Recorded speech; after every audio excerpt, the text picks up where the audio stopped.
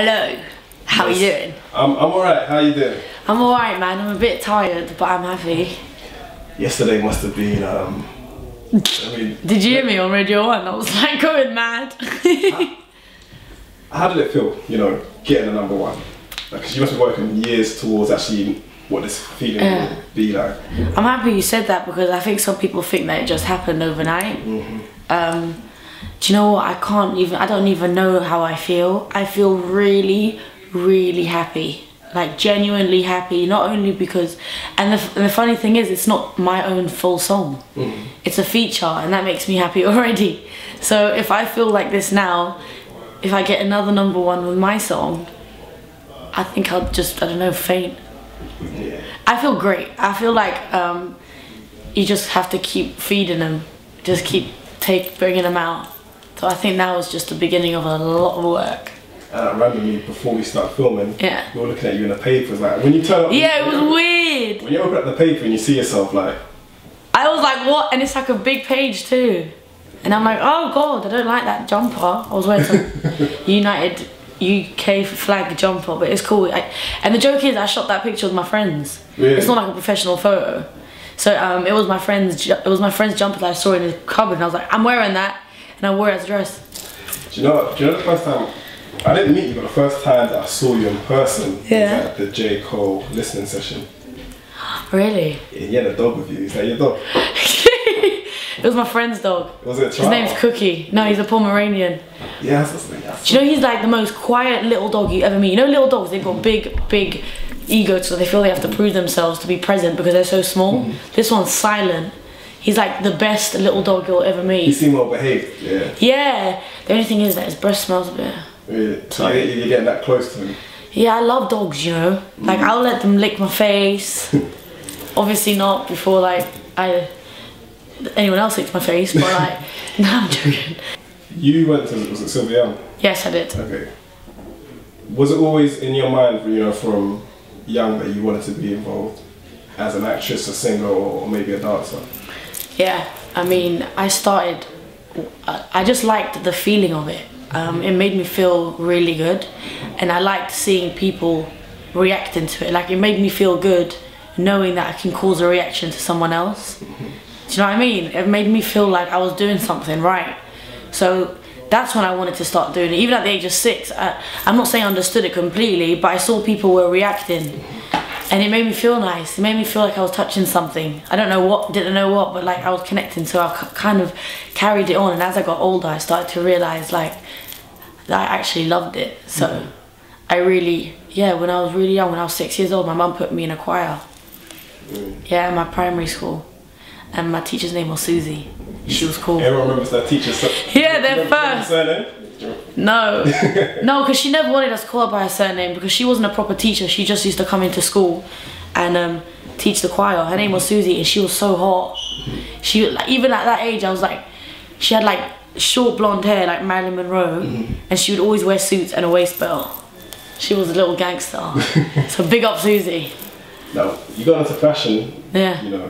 Do you now see yourself as, I won't say fashionista, but people are gonna now start looking at how you dress because you're now out there? 100%. Do you feel any, I won't say pressure, but do you feel like you have to glam up sometimes when you're going out, or I mean, no, because like if you look at what I'm wearing now, I'm literally just, let me stand up. I'm literally just wearing like a big blazer. Can you see it? It's literally just a big blazer that I just wore as a dress, and everyone's asking me, have you got anything under that? And the answer is, I'm not telling you. But I think it's just as important as your music. I love fashion as much as I love music. I love them both the same. I think fashion is another way of speaking to people, but through eyes. I love the fact that you can do what you want with it, just like music. There's so many similarities. So I don't understand it when people don't, in my head I don't understand it where people don't care about their image as much as they care about their music, because it's all part of your job.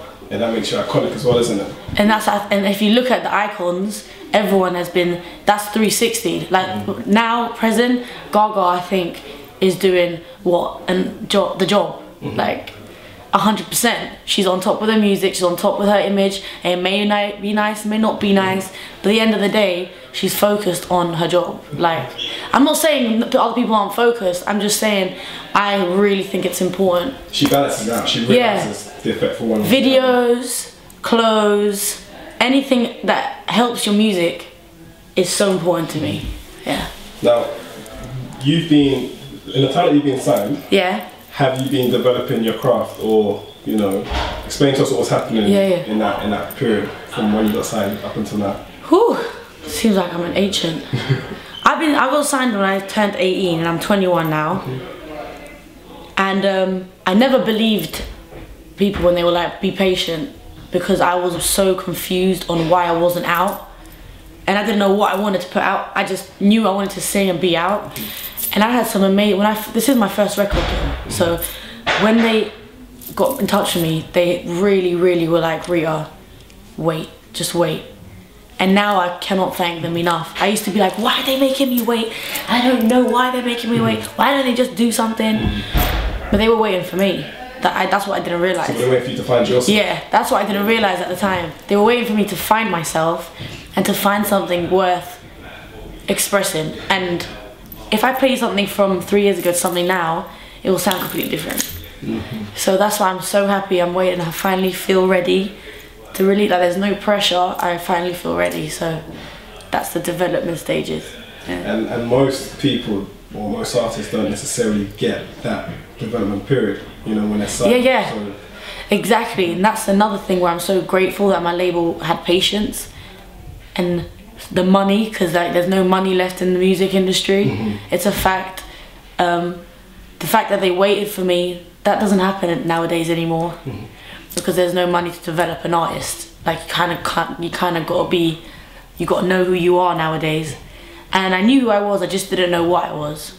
So it took me a minute. So I'm very grateful that I had a label that believed in me that much to wait for me.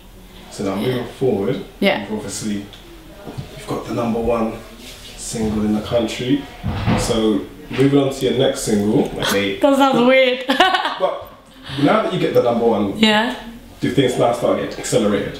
Whereas like things get pushed up now because it's like, okay, we really want to capitalize on the success now. 100%, because when you're at the top of your rating, what's the point of coming back down?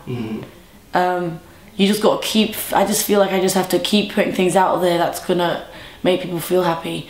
And this has been an amazing stepping stone for me with DJ Fresh, who I really admire and has been in the game for a minute, so he obviously knows what he's doing. And it's an amazing introduction for the people that don't know about me, because I haven't really done that many things apart from the Craig David stuff. And Where's the Love, yeah. Where's the Love, which is cool. It was like little features, but I still wasn't me. You know what I mean? So this is a great way to kind of introduce Rita and to follow up something that will make people happy. So who is Rita then? Who are you now? Rita is a 21-year-old girl from West London who loves clothes, loves red lipstick, and loves Tabasco, and loves writing about things that make people feel good. I don't really have that many ballads on this record. My music, which I can now say my music, sounds really weird. My music is basically about making people feel good. There's a track on my album called Rock the Life, R-O-C the Life, which is about